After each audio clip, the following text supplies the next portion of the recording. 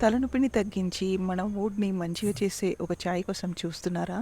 అయితే ఈ చాయ్ మీకోసమే. ఈ చాయ్ మన హెడేక్‌ని తగ్గించి, మనం బ్యాడ్ మూడ్ నుంచి మంచి మూడ్‌లోకి మార్చి, మన మనసుని ఉల్లాసపరుస్తుంది. అదే చాయ్ రెసిపీని మీకు షేర్ చేయబోతున్నాను. ఈ రెసిపీని అల్లం చాయ్ అంటారు. ఈ అల్లం చాయ్‌ని మంచిగా చిక్కగా ఎలా చేయాలో ఈ రెసిపీని షేర్ చేస్తున్నాను. ఇంకెందుకు ఆలస్యం? లైక్ చేయండి, షేర్ చేయండి, సబ్స్క్రైబ్ చేసుకోండి. నా ఛానల్‌ని సపోర్ట్ చేయండి. ఈ వీడియోపై మీ అభిప్రాయాన్ని కామెంట్ చేయండి. Hi friends, welcome to my channel. నేను జ్యోతి. ఈ టీ పెట్టడానికి ముందుగా ఒక గిన్నెని తీసుకుని దాంట్లోకి ఒక చిన్న గ్లాస్ వరకు పాలను తీసుకోవాలి. ఇవి చిక్కటి పాలండి, వాటర్ కలపలేదు. ఎన్ని పాలు తీసుకున్నామో ఆ పాలకి సగం నీళ్లు యాడ్ చేసుకోవాలి. ఇలా యాడ్ చేసుకుని స్టవ్ ఆన్ చేసుకుని దీంట్లోకి 1½ టీ స్పూన్ టీ పొడిని యాడ్ చేసుకోవాలి. స్ట్రాంగ్గా కావాలనుకున్నారు ఇంకా కొంచెం టీ పొడిని ఎక్కువగా యాడ్ చేసుకోవాలి. ఇలా యాడ్ చేసేసుకుని అల్లం చాయ్ని పెడుతున్నాము కాబట్టి దీంట్లోకి ఫ్రెష్ అల్లం ఒక ½ టీ స్పూన్ అల్లాన్ని చిన్న చిన్న ముక్కలుగా కట్ చేసుకొని యాడ్ చేసుకోవాలి.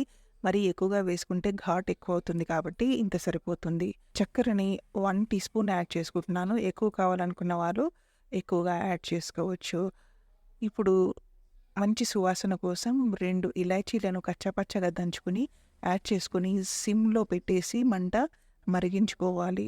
ఒక్క 3-4 మినిట్స్ మరగనివ్వాలి. ఇది సిమ్‌లో మరిగితే మనం వేసిన ఇంగ్రీడియెంట్స్ అనేవి, రసాలనేవి అన్నీ పాలలోకి ఇంకి టేస్ట్ అనేది చాలా బాగొస్తుంది. కలర్ కూడా చూడండి ఎంత బాగొచ్చిందో.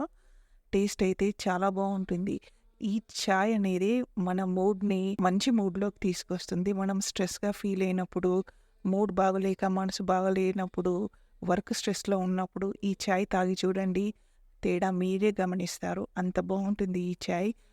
కొంచెం చక్కెర ఎక్కువ వేసుకొని తాగామనుకోండి ఇంకా చాలా సూపర్‌గా ఉంటుంది. మనం స్ట్రెస్ ఫీల్ అయినప్పుడు అప్పటికప్పుడు మన మూడ్‌ని మార్చి మంచి మూడ్‌లోకి తెచ్చుకొని మన పనులు చేసుకొని లాగా చేసే ఒక మంచి అల్లం చాయ్ ఈ చాయ్.